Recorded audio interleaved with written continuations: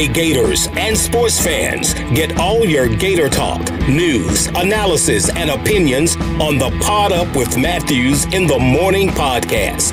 Find us on your favorite podcast platform or watch us on Facebook Live between 8 a.m. and 9 a.m. every weekday. Pod Up, because we are Gator fans. So say it's great to be a Florida Gator.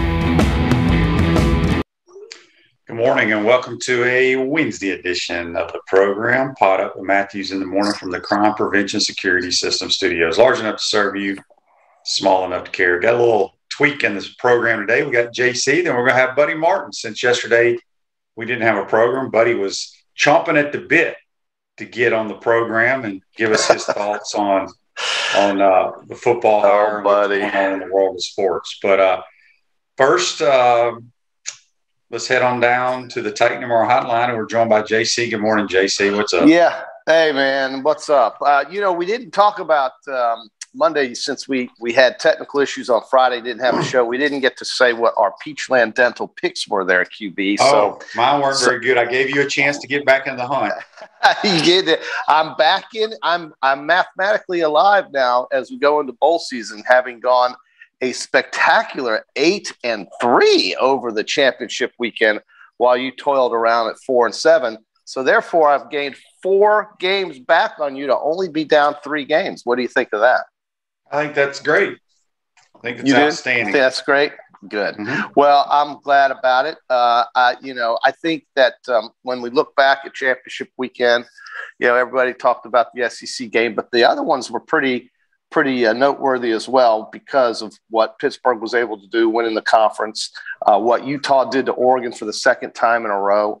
Now, what does Oregon do about their coaching situation? So there's a lot of stories to talk about. Of course, what we saw in the Big Ten with Michigan steamrolling Iowa and Cincinnati, of course, winning at home against Houston. So a lot of good football. The Baylor game, we talked about this Monday. Oklahoma State makes that if they score, I don't know if we're talking about Cincinnati because I think Cincinnati would not have gotten in. Right. So you would have had Oklahoma State. How close can you get without getting there if you're Oklahoma State? Because they typically haven't had much luck winning the Big 12 conference with Oklahoma in it. But now that the Oklahoma Sooners are leaving that conference, maybe they will have a better chance of winning it because the conference is about to change pretty dramatically. Yeah, we got a Facebook Live here. If you want to shoot us some comments or questions, it's brought to you by Metal Law, the only official law firm partner with Florida Gators. You can also text us on the Titan Tomorrow text line. John says, Nick Evers decommitted last night. I wonder if that means Billy has something up his sleeve with Walker Howard. Look, here's the thing. Kids are going to decommit. They're going to commit. Just because Dan Mullen and his staff wanted a certain player or players doesn't mean Billy Napier and his staff want those guys. Mm-hmm. And I just want people to understand that not every coaching staff or coach wants the same exact players. So I've not watched any of that. Like I said, I do not follow recruiting, don't care to follow recruiting. Just once they sign, then we'll see what kind of players they are. Speaking of this, JC, they came out yesterday.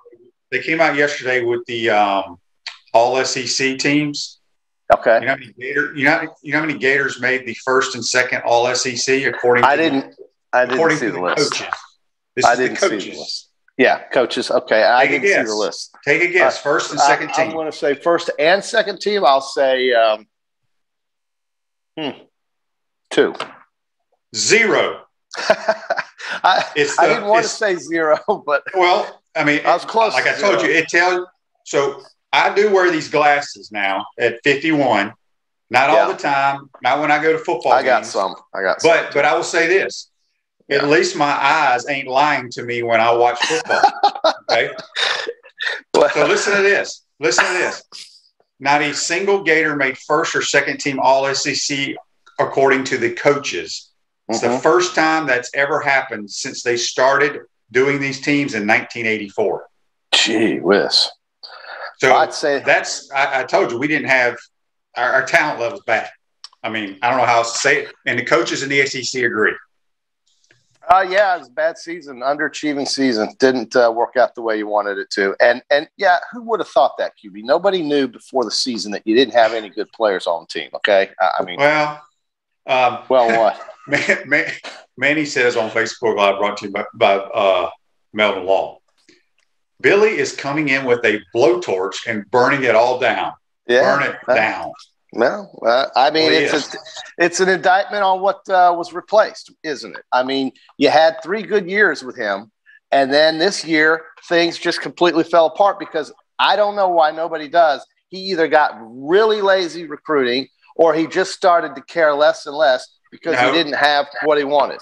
JC, and like I said, it is what it is, but he won the first 3 years with Joe McElwain's players. Right.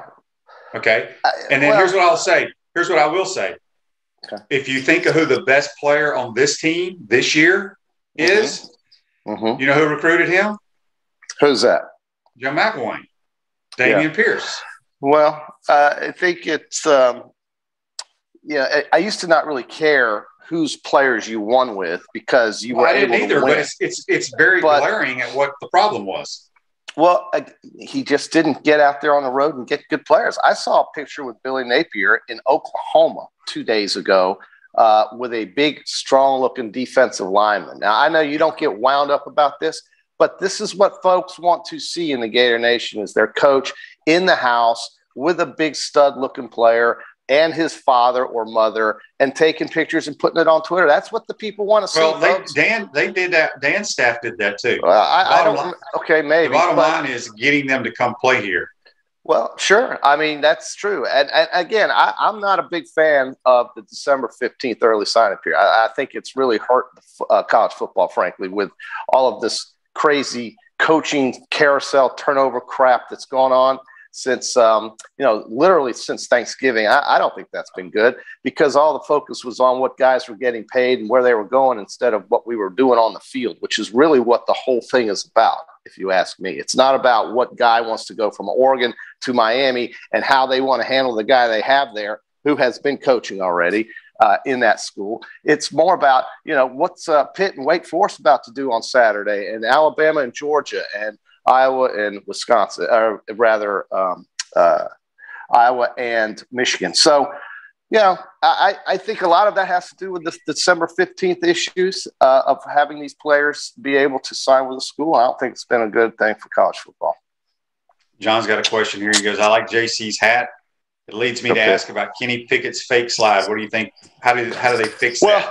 I they say changed blow the rule. It dead right there and throw an unsportsmanlike penalty on the QB. I thought it was awesome, but I agree with what John said. Yeah, well, John's right. I mean, the rule will change. This is going to change the rule, but Kenny Pickett didn't do anything wrong. He made a play is what he did. Well, they're gonna change that. They can. You can't. Sure. Yeah, they will. They'll change. No. I know, but at that time it happened. I mean, that's the way it goes. And I agree. The defense, it was, they stopped. They just basically stopped. It doesn't matter. After that first quarter, we knew who the better team was, and Wake Forest had a good season. You can't take a thing away from Wake Forest. They had a great season, really. Well, but Pittsburgh had a better one, and they are the ACC champions, and they're going to play in the Orange Bowl. So. Cool. Turn your car or truck into a rolling billboard for your business or brand with an eye-catching vehicle wrap from WrapSpot. This December, mention promo code Shane, receive 13% off your vehicle wrap. Speaking with JC on the Tight Anymore hotline, we'll be joined by good old Buddy Martin from the Buddy Martin Show on a special edition of Buddy Martin on a Wednesday. Can I switch gears for a minute real quick? Yeah. I want your comments on, since you are the basketball authority, what the hell happened on Monday night? I didn't even know they were playing, first and foremost. They had 7,000 fans in that arena, and it was a sleepy night against a school that I wasn't even aware of, but who had gone to the NCAA tournament in the past. They go like every year. But again, they're playing they're an 0-7 team out of the SWAC. Didn't even know. Can you give me any kind of detail on what happens? Well, first of all, their coach is Johnny Jones, who is the former head coach at LSU for several years. Yeah, it's an older team. They have the 5th toughest schedule in America right now through 8 games. They have the 5th hardest schedule that they've played. Okay. And it's no excuse for us to lose the basketball game. It's that simple. So they were winless going in, even though that they were 0. Yeah, they were winless, but they had the 5th hardest. I mean, they played teams that they're not supposed to beat. Who did they play? Well, let me pull up their schedule for you. But they, I will give you this tidbit. I will give you this tidbit for Gator Nation. All right. The last time Michigan State won the national title, they lost to this team at home. Not saying we're going to win the national title, but it happens. I'll pull up their schedule if I can find it here, since we're worried about what Texas Southern, who they've played. Well, you're talking about the schedule, so I'd like to know. Give me an example of why it's so hard. We've played what, 3 weeks of the season already? 2 weeks? How do you know what's hard? How do you know what's a hard schedule? You don't know. Okay, well, I'm going to tell you. I got it right here. They have played the Oregon Ducks, the St. Mary's Gales, the Washington Huskies, Air Force, NC State, BYU, Louisiana Tech. I don't know. I'm just going by the rankings or the Ken Palm or whatever. They had the 5th hardest. But so what do they bottom line is we should not have lost the basketball game. We did not play. So what do you do? What's next? You play tonight and you wash it. You win. You wash it. Okay. Yeah. It's no different than when baseball loses to Bethune-Cookman on a Wednesday afternoon, right? I don't know. It feels a lot different than that because you play Bethune-Cookman. I mean, you may be using a high school pitcher in that game. I don't know. To me, it's the same lineup that beat Ohio State. So exactly.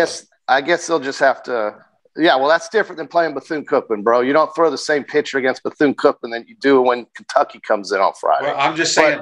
Look, here's the thing. There ain't a damn thing you can do about it, but go out there and play tonight. That's it. That's right. That's the great thing about baseball and basketball is you can get over it. You don't have to wait a whole week. Yeah, you can get over it faster. Yeah. Okay. Well, I'm expecting bigger things from tonight. I'm sure everybody is.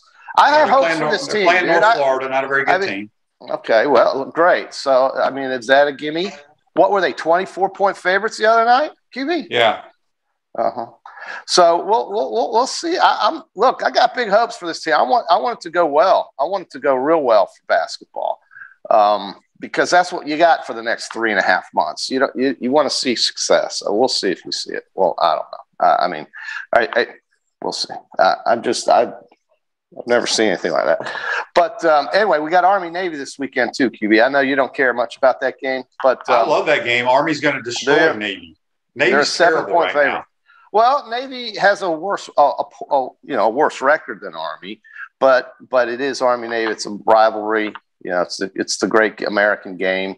Army only won 15-0 last year in the game. They're playing it in that game. Yeah. The total in this game is 34, and there may not be a forward pass in this game. There may, but there may not be. Although a couple of weeks ago, I don't know if it was Army or Navy, threw for like 200 yards in a game. I can't remember. It had to be Navy. It had to be Navy. And this game is, of course, being played at MetLife Stadium, which is in New Jersey, due to the 20th anniversary of 9/11. They rotated Baltimore, Philadelphia, New York. New York is represented by New Jersey, as we all know. So New Jersey is the location of the game for this year, marking the 20th anniversary of 9/11. And you either always have one. Every family in America seems to have one side or the other in this game, and so you're either Army or you're Navy. You're not in between. But they do love getting together at this game. It is a fantastic weekend for those folks in those two service academies. And in this game, QB, you will find the only two teams in America and the only two teams who have players in America who are willing to die for you. Just remember, that's the thing they live with, and that's what they talk about at that game between the two of them. It's a great coming together of the two service academies. It's not a big hatred type thing. They both want to win the game dramatically, but they love each other. And before the game and after the game, everybody kind of just puts the game itself aside and uses this as a big reunion. And it's a great thing to do if you've never been, is to try watching that game in person if you get a chance. I have. That game would last about an hour and 45 minutes if it wasn't on CBS. Yes. But CBS makes it last 3 hours. That's right. Oh, gosh, where did it go? I just had one. Somebody on here said at least Air Force would steal the right goat. Did Army steal the wrong goat? I didn't hear that story. Air Force is kind of the forgotten child in this 3 service academy system. And you have to win that game if you want the Commanders. I thought Air Force beat both of them. Army beat Air Force, dude. But you have to win that game when you play to win the Commanders in Chief trophy. And so, but nobody talks about Air Force. It always comes down to Army, Navy, Army, Navy. When Army plays Air Force in the middle of November or Navy plays Air Force in the middle of October, whatever, that game gets overlooked. And I don't know, it's a shame. Poor Air Force out there in Colorado. Yeah, they beat Air Force 21-14. Yeah, I know that. You need to start keeping up with your college football. But your service academy college football is overlooked when they play Air Force. It's always the Army Navy game. And if whoever beats Air Force, if one of them beats Air Force, then they have an extra incentive to win this game to get that Commanders in Chief trophy. So, yep, that is true. If you got joint pain in your knees, shoulders, hip, or back that won't go away, you need to check out QC Kinetics for long-lasting relief. No surgery, drugs, or downtime. Schedule a free consultation at QC Kinetics, 352-400-4550. JC, have you been to QC Kinetics for your body, all your ailments? All my ailments. Well, played tennis last night, got golf on the schedule today. I'm staying very active, QB. It's very good. Had a lot of antioxidants in my diet yesterday. It's tremendous, Dark chocolate has a lot more antioxidants than grapefruits and fruit that you eat in the morning, QB. Did you know that? Dark chocolate. Now, don't eat too much of it, but just a little bit of it daily is very good for you. Dark chocolate. Okay. Here's your health tip. I don't like dark chocolate, so who cares? John says here on Facebook Live, how about the Pats beating the Bills with only 3 pass attempts the other night? I'd love to see Tampa and New England Super Bowl matchup. We'll see. A lot of football still left to be played. QB, your Bills are 7-5, bro. And the defensive players that they interviewed after the game got very sensitive when somebody asked a legitimate question about having, New England run for over 225 yards on them. And that just shows you right there that that's a team that I don't think has what it takes to win a Super Bowl. When you get that upset about a question, you're not doing it right. And New England they just seem smarter than everybody else, and it's because of who's coaching, dude. It's unbelievable. They rebuilt it last year. Last year was kind of a one-off year with COVID and so forth. But this year, it's pretty obvious to me who the best team in the AFC is today. And that doesn't really mean a whole lot. I don't think they make the Super Bowl, though. Well, yeah, I mean, listen, here's the one thing they will be playing for. And if they do we'll give them an advantage, and that's playing at home in New England. I think it will matter because I don't see anybody. Baltimore's not going to beat anybody, not with one guy running the offense with no running game. And a very average defense. The Chiefs are the only team in my mind right now in the AFC that seems to be trending in the right direction. I think Buffalo is a troubled team. They can't run the football, and when your defensive guys can't answer questions that are legitimate, it means that their heads are in the wrong place. So I don't know. Buffalo's in trouble. Well, listen, disagree with this. They're going to be 7-6 after this weekend. So your Super Bowl favorites. They're playing Tampa. You just said. Why do you think here? Tampa, talking about a team that's got problems. They can't stop anybody on defense. They're going to win their division, QB. Well, that division is horrible. Doesn't matter. It gives you a home game in the playoffs. I understand that, but I'm just telling you, Tampa's defense is not very good. Well, you can throw all over them. That's fine. That's fine right now. But all right, you go ahead and bet against Brady then. Feel free. And I'm just telling you. When they're healthy in the playoffs, like they were, they're healthy now. They have everybody. No, defensively they're missing some guys, but just remember, last year they won 3 road games to get into the Super Bowl, and they caught fire at the right time. I wouldn't bet against that happening. I'm not saying that they're not, but I'm just telling you, I don't think they're the best team in the NFC either. I think there's still so much more football to be played that anybody can beat anybody. I mean, the Rams are a huge disappointment, but I think the Rams, they've beaten Tampa Bay. It will come down to who gets hot in December. This month we've got 5 games left, so 4 games left maybe. So, yeah, we got a text on the Titan of our text line. It comes from Bill. Bill says, I still think Kyle Trask is a better QB than Mac Jones. How do you think he'd do if he was in New England? I think he's wrong. I don't. I loved Mac it. Jones when he was in college. A lot of people since didn't think I knew what I was talking about. Well, here's a question for you: would Kyle Trask start for New England today? No. Then what's the point of that? Well, no, I'm getting to the question and answering it and giving my opinion. Okay. So my answer is no. Bill thinks he is. I say no. Gotta be kidding anyway. me. Mac Jones is going to be the rookie of the year, dude. I mean, you don't have. Kyle hasn't even dressed like out Mac for a Jones. game this year. Right. Yeah. So, but look, Kyle's going to be getting his opportunity one day. Mac Jones waited 3 years for his. We hope he does. That's hopeful. You're right. That's hopeful. I mean, because in the NFL, Brady could play another 2 or 3 years. Blaine Gabbert can be the backup for another 2 or 3 years, and then they decide to draft USC's quarterback, whoever that is, to take over. So you never know what's going to happen in that league. Yeah. It's a crazy business. Cliff says here on Facebook Live, brought to you by Mellon Law, I agree with Shane that the NFC is up for grabs between several teams. I think New England is clearly the best team in the AFC right now. Yeah. I see where people say New England is. They've won a bunch of games in a row. I still don't think they're the best team, but they're playing the best right now. But I see Kansas City as being the only team right now. But again, a month from now, things can change. But it's not Buffalo right now. They're not playing great. And they could get hot, though. I mean, Josh Allen could get going. But they can't run the football, dude. It's that simple. And Kansas City's figuring it out right now. I would not want to be playing Kansas City in KC anytime soon. I think the Chiefs. Would you want to play the Jaguars anytime soon, your team? Well, yeah. They got some problems, boy. They're all over Urban over there in Jacksonville. And I didn't realize this. He pulled one of his college tactics that James Robinson fumbled, apparently, and then didn't play him again until the second half. I mean, it's so dumb.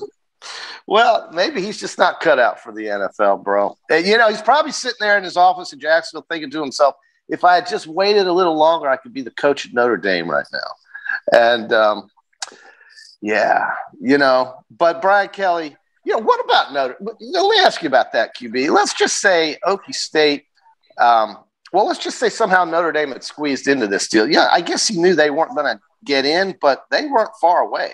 And here he is leaving to go to LSU and pretend to be a Southerner. So I found that very interesting because Notre Dame wasn't that far out of it. If Cincinnati had lost, dude, with Oklahoma State losing, guess who was 4? Guess who would have been 4? Mm-hmm. And so, he left before all of that potential scenario played out. And one of those 2 scenarios did play out. And so what would that have been like if he had gone to LSU like he did, and then Notre Dame had been slipping into number 4 spot? That I couldn't imagine that fallout he would have had to deal with. And that's the problem, again, with the December 15th signing thing. It causes those kinds of things to happen to me. Because of how important it is to get to your campus before, 8 days from now, 7 days from now? So they got to get rid of that rule. I think they do. Make it January if you don't want it to be in February, but don't do it in December. It just causes too much problems. Yeah, I'm not sure. I don't know if I don't know if they'll change that. I'm not still sure why they ever changed it to that early signing period. I don't know either. I do know why. I believe. Okay, why? I believe it's so kids can enroll early. I believe. Well, weren't they doing that before? I don't know if you were allowed to say, okay, I'm going to sign in February, but I'm going to enroll in school in January. I don't know how I don't think you could. I think that's why they changed it. I could be wrong. I'm sure somebody on Facebook knows more than I do about it. Well, ask Buddy. Well, no, don't ask Buddy because he doesn't really talk much about recruiting. So. But maybe he would know. Maybe he would know why they did this December 15th thing. It's not good. It's a problem. I think for college football, they got to figure that out. Here's another thing. One thing before I go, the other stupidity about college football is playing these games on New Year's Eve. That's another dumb thing. That's Bill Hancock, and that's all Bill Hancock. He wanted to create a tradition of playing these games on New Year's Eve. It's stupidity. You're going to have the most important football games on New Year's Eve, and then on New Year's Day, you're not. That's backwards. That's just totally backwards. Well, yeah. I was just getting ready to ask. Oh, I wanted to ask your thoughts. Do you think Mario Cristobal is going to make a big difference at Miami? I don't know. I don't know what could save Miami. Everybody wants to talk about how great a program Miami could have been. They don't even have an on-site facility on campus. Now, they're going to build them one, I hear. Some folks disagree with that, but I think they will have an on-site facility or a campus on-campus stadium in Coral Gables if they can figure out how to build one there. I can't believe one hasn't been built yet. But I think Mario will do better than Manny Diaz. Yeah, I will say yes. I think he's probably a better recruiter than Manny Diaz.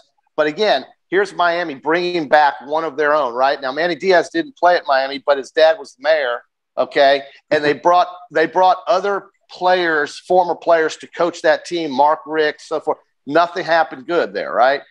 Mario, I think, though, Mark Rick actually had some pretty good teams at Miami. Yeah, they weren't bad. They weren't bad, but they weren't anything that Miami's going to be talking about for years and years and years. But I think he'll do better than the past experiments, the Al Golden experiment, and things like this just didn't work out.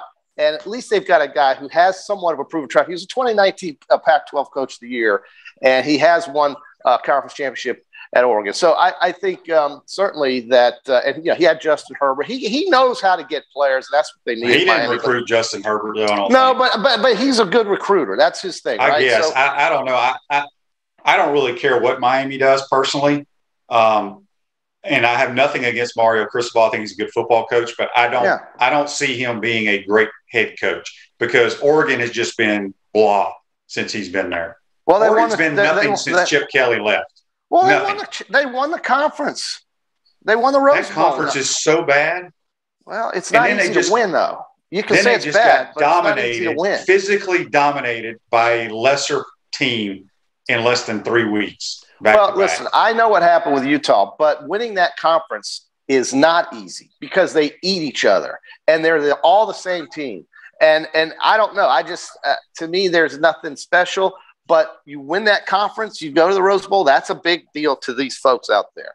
So he did do that, and he won the Rose Bowl. And so listen, he was the hot name after the Ohio State game, but his team was not that good.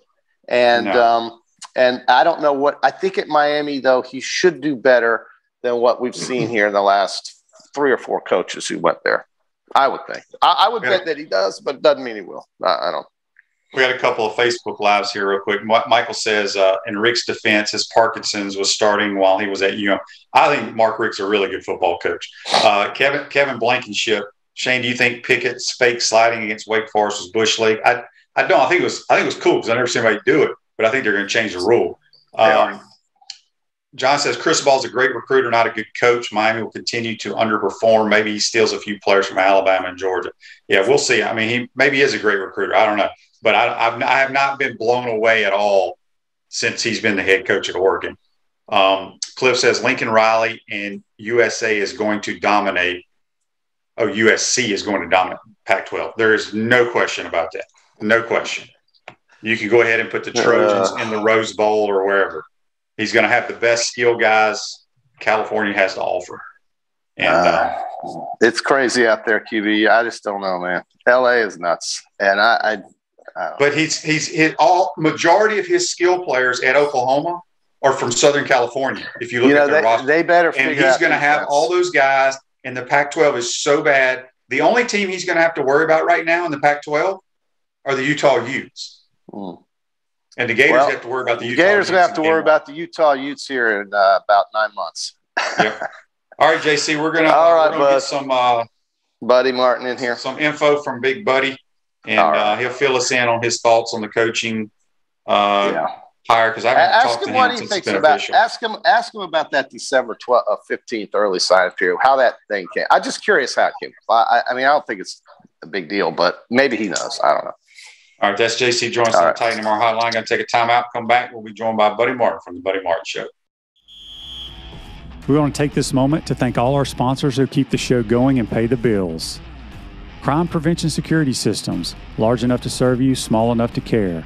Titan MRI, Gainesville's only locally owned and operated MRI facility. Meldon Law, won't back down. Peachland Dental, Gator Nation's first choice for dentistry in Port Charlotte. Comfort Temp. Comfort is our business, peace of mind is our promise. QC Kinetics. Live pain-free with QC Kinetics. Great Clips. It's gonna be great. Our Gridiron sponsors are Auto ER, UF Bookstores, Celebration Point Town Center, South State Bank, Chris Doring Mortgage, Silverback Concrete Co. Some of our touchdown sponsors are MB Listing, McDonald's of Gainesville, My IT Masters, Gainesville Neon and Signs, 84 Lumber, Tropical Smoothie Cafe, Avra and Smith, Dowling Signs, Baker's Sporting Goods, Ruse Ogra Agent, State Farm Insurance, Silver Cube Billiards and Sports Bar. If you are interested in promoting your business on the show, visit potupwithshane.com and click the advertise button.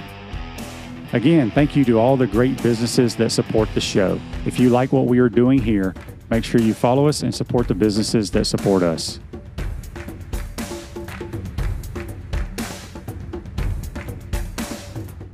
Are you tired of being sidelined by nagging pain? Hi, I'm Emmitt Smith, Hall of Famer and Dance with the Stars champion. Happy to tell you about QC Kinetics and their biologic therapies for treating pain without drugs or surgery. Are you suffering from chronic pain in your hips, knees, shoulder, or lower back? Are you tired of living with arthritis pain? QC Kinetics offers natural pain treatment that can repair and restore damaged tissue in your joints. Listen, I know pain, and I've seen firsthand how powerful biologic therapies can be. Patients at QC Kinetics rave about their result because they're getting their lives back. They're getting moving again. These exciting regenerative treatments used to be available only to pro athletes like Emmitt. Now they're available to anyone thanks to QC Kinetics. Call today for your free consultation. Get long-lasting results from my friends at QC Kinetics. Call QC Kinetics 352-400-4550. In North Central Florida, call 352-400-4550. QC Kinetics 352-400-4550. Welcome back to the Crime Prevention Security System Studios. Celebration points where the Gators go to celebrate with premium brands like Nike, Regal Cinemas, Le Macaron, Dave & Buster's, Medici's, Palmetto Moon, and the HBC's restaurant.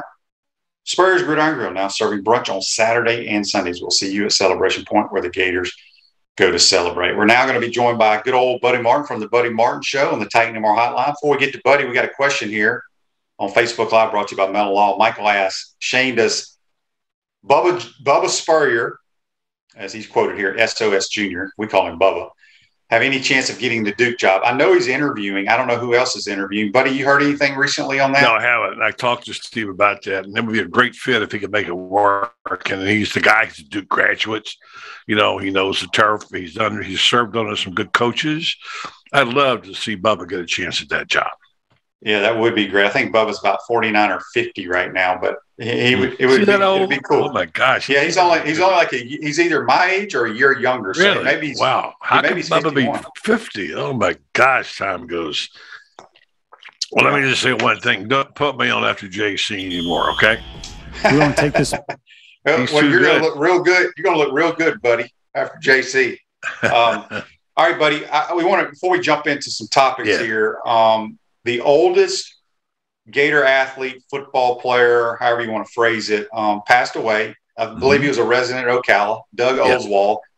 Tell our listeners about old Doug. Well, you know, look, I know it's old stuff, and none of you guys who are under 40 are yawning and saying, oh, no, not another old guys. This is going to be called old guys segment. Okay, let me do this because it's a guy I had a great respect for, Doug Oswald.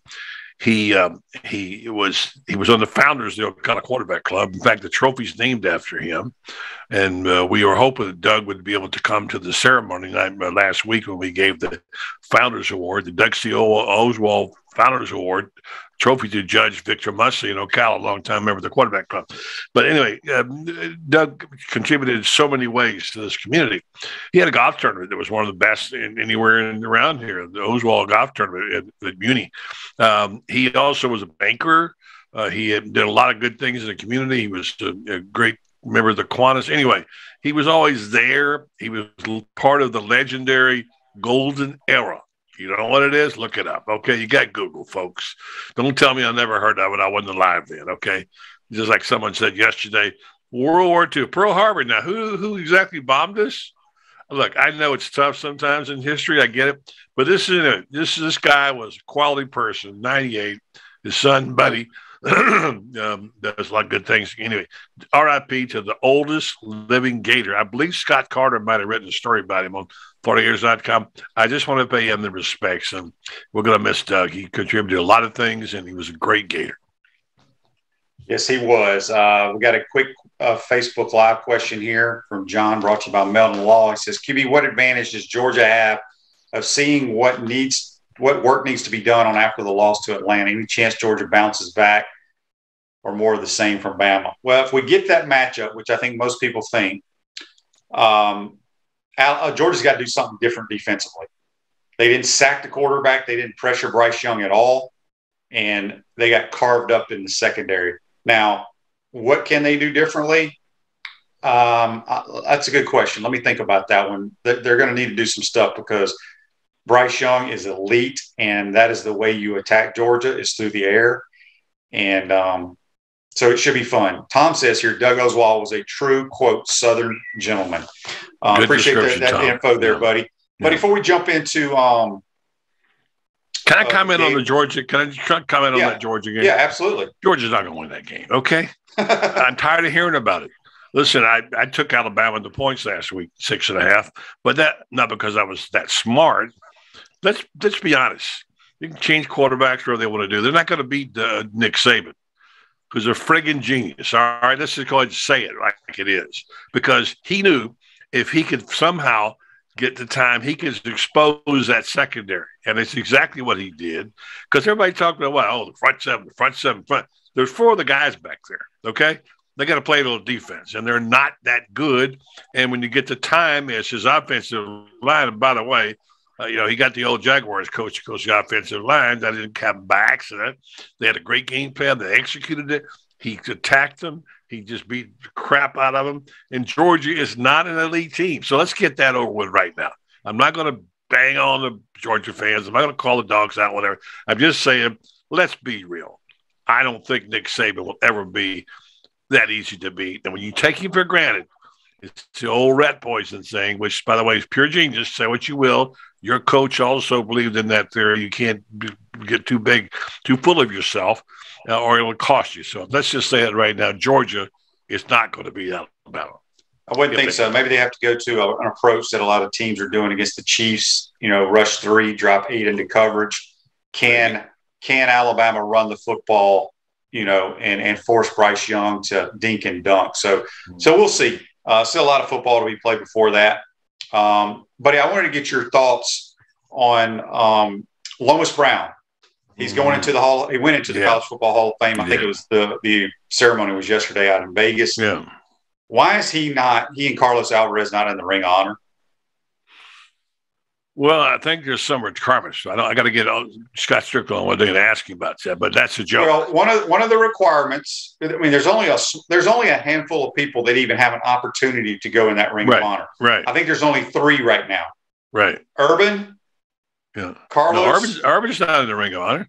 I said that have the opportunity to go. Oh, I'm sorry. I misunderstood. They only have the acquirements. Right. Requirements. Right. Okay. Urban, Lomas, and Carlos. Yeah. So I know you don't want to put them all in at one time, but hell, Lomas should be in there. Carlos Alvarez should have already been in. Both of those should already be in there.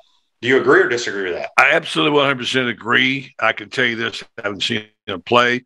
Lomas might be the best offensive lineman ever played at Florida. I mean, the best, okay? And he had a great pro career, as you know, number one. Secondly, Carlos Alvarez, his sophomore year, was as good as any wide receiver who ever played at Florida. I mean, Wes Chandler will tell you that. He was a great player. He'll tell you. The people who saw Alvarez play until they hurt his knee the next year, fantastic receiver, hands, speed. I mean, those people got to go in. And Urban needs to go in, too. He's got to get over this. Right, but I mean, Urban's pretty recent, but Carlos, I guess, should be the next guy going in. And Carlos is a great human being. He's a great human being. I mean, just fantastic. I knew his family, knew him. I covered it. He might have been my favorite player ever in Florida. Not that has anything to do with it, but you're right. Those 2 guys have got to go in. Yeah. So I don't know. I thought about that after, with Lomas going in to the College Football Hall of Fame. It's a good point. That's a very good point. Yeah. Good so for you. Congratulations to Lomas. Lomas, yes. All right, buddy. Billy Napier. Mm-hmm. We haven't had you on since you went to his presser. Mm-hmm. Just give me your overall thoughts of how you thought. I mean, I don't get into did they win the press conference, blah, blah, blah. Yeah, what do you think about Billy Napier? He won the press conference. But the bottom line is that I've been to every, I guess you'd call it, inauguration of a Florida coach, I think, except Galen Hall, who kind of just inherited it. And I've seen them since, Ray Grace, whatever, and I've listened to them and I've watched them written about them. Not that I'm any special person, but I got a real good feeling about Billy Napier. And I asked people on my Facebook page, this is the best hire since. And people said either Spurrier or Urban or whatever. And I get a really good feeling. I wrote in my Gator Bait column. By the way, GatorBaitMedia.com. Thank you for your support if you want to sign up. And I like so many things about this guy. What worries me is about falling in love on the first date. He's going to have to produce now. Now, what we're seeing, number one, I loved what he's about. I like his family values. I love that he had a comment about his dad, asking what would he say if he was here, and he said, well, he is here. He's a very spiritual person in that regard. I had last night Ron Higgins from Tiger Rag, veteran scribe, as they call him, sports writer up and down the Delta, Mississippi, covering SEC football for 40 years. And he a big fan of Steve Spurrier, by the way. And he said unequivocally, Florida got a really great hire, and he listed all the reasons: his recruiting, his organization, the way he treats players, you name it. And I think Scott Strickland was right. We listed all those adjectives, what he heard about it. And I said to Scott off to the side, the press conference, look, I didn't do the research you did. Well, I talked to about 15 people, coaches, writers, whatever I could do. And I'm no great research guy, but I couldn't find one single flaw or one single person who wanted to criticize Billy Napier. And by the way, that doesn't mean there weren't some. I'm just saying I couldn't find one. And Scott said, neither did I. Everywhere I looked, everybody I asked, they said equivocally, this is a really tremendous young man. I think they loved the fact that he didn't want to leave and coach. He wanted to coach his team at a time. He didn't leave his team, Shane. He didn't say, oh, I'm going to take another job and I'll see you guys later. By the way, thanks for being in the trenches and bleeding for me. He just, basically said, no, it's non-negotiable. I will coach my team in the Sun Belt Conference. And I loved his comments. I wrote him in the column, quote, but he said, Billy said, it's good to get on a plane and after a championship. It's really great to get off a plane as a champion. That was a wonderful, wonderful quote. So this guy, I'm going to contain myself a little bit because I know we all loved Mullen the first couple of years. I still go back to say he was the right guy. He gave us 2 really good years here. Something went wrong. I don't know what, but he lost interest. He got arrogant. I don't know what happens. But yeah, I really, really, really like. He's a 5-star hire in my opinion, and I don't like stars, by the way. But he's a 5-star hire and a guy I think I can look forward to talking to and getting to know him, and not being so full of himself and being arrogant and thinking he's the smartest guy in the room. If he thinks he's the smartest guy in the room, he's not going to say it. That was a big failure, Dan, his arrogance. And what happened to Dan?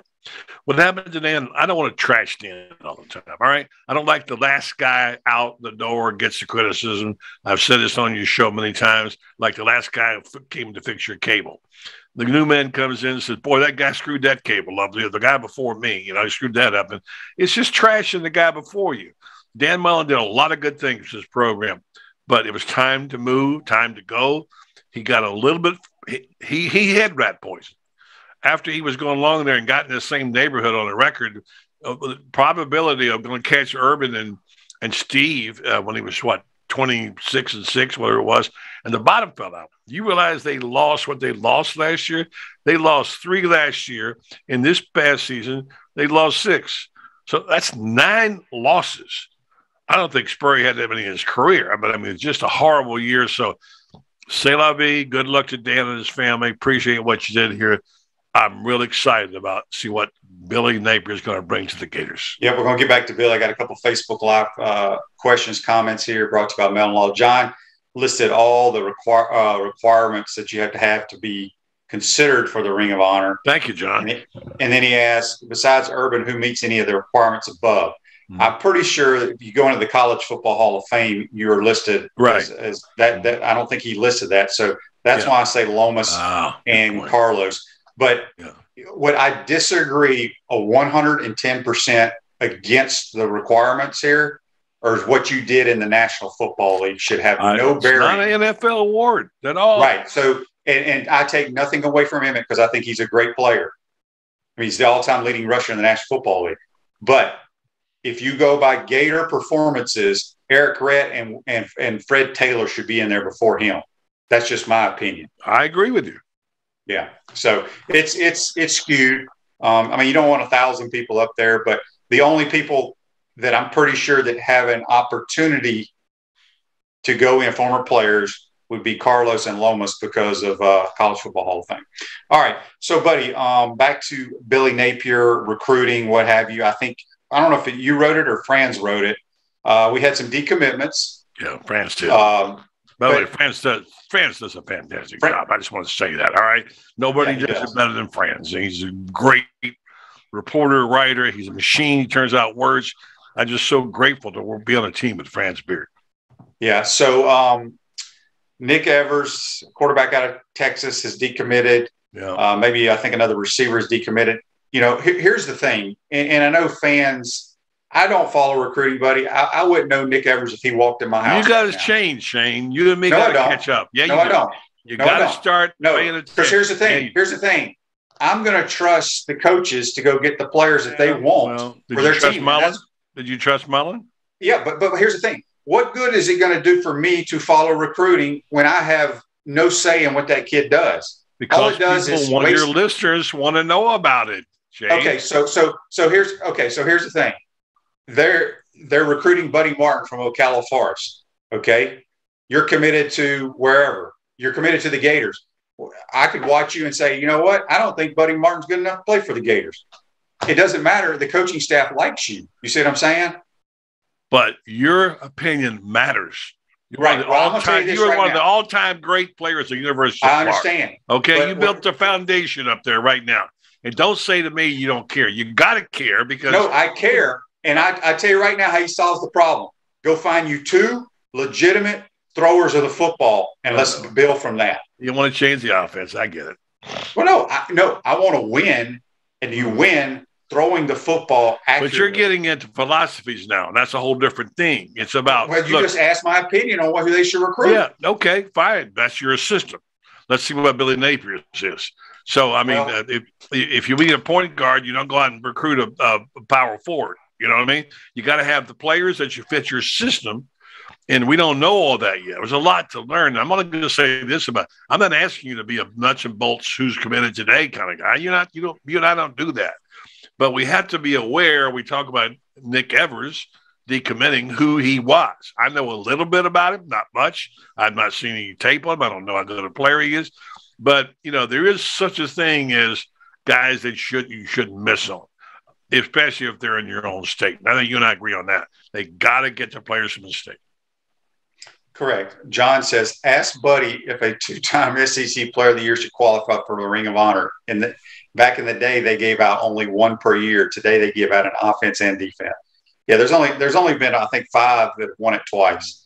So anyway, I think there's got to be in that all those regulations. There's got to be some common sense.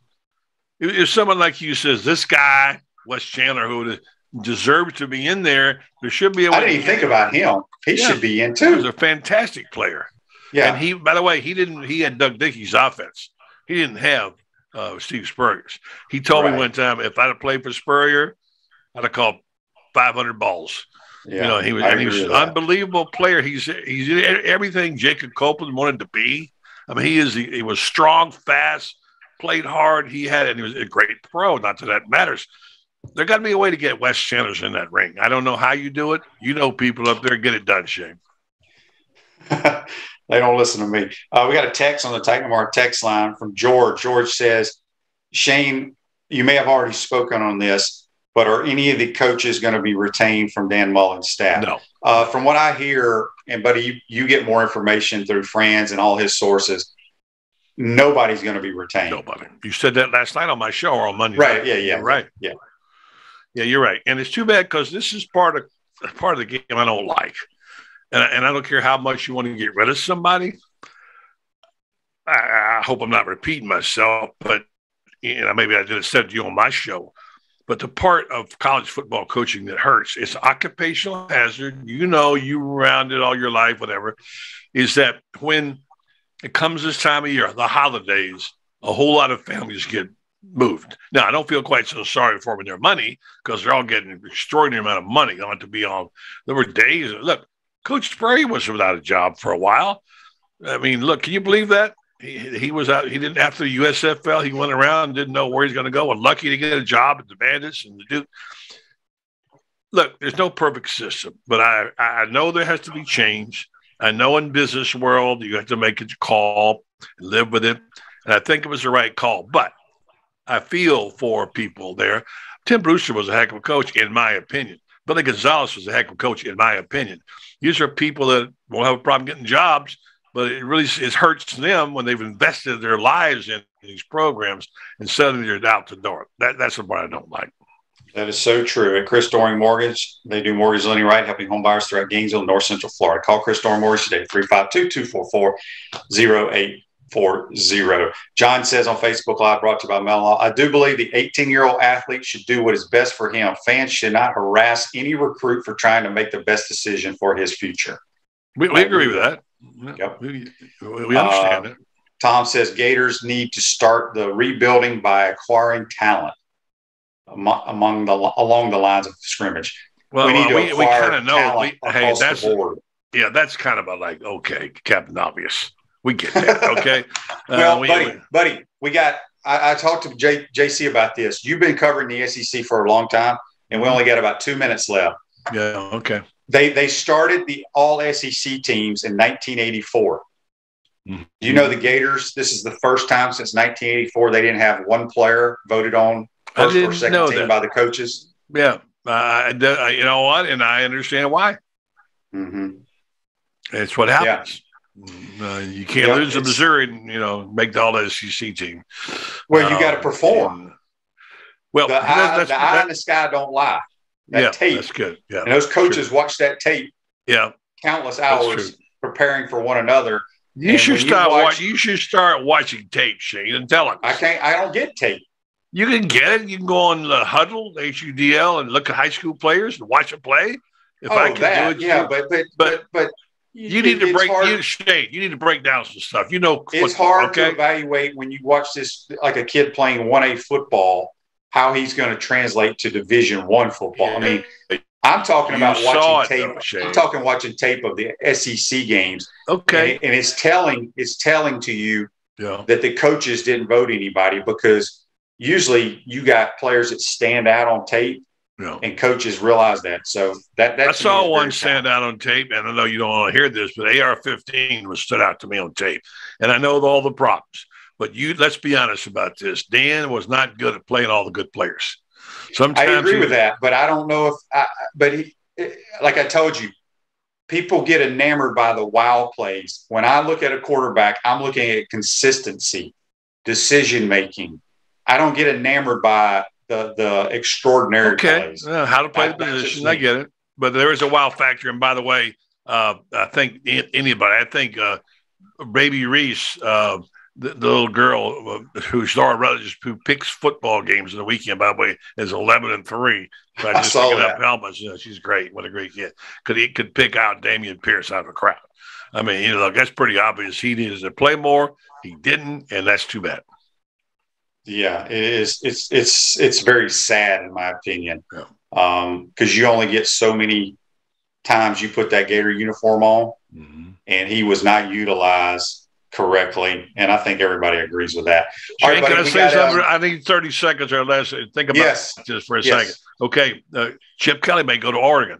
Okay, I saw that. And Frost is on probation in Nebraska, and Dan Mullen is fired. So those were great hires 4 years ago. Look what happened to them. So let's see what happens to the rest. Let's see what happens. I talked to the guy down in Baton Rouge. They love Brian Kelly. I don't love Brian Kelly.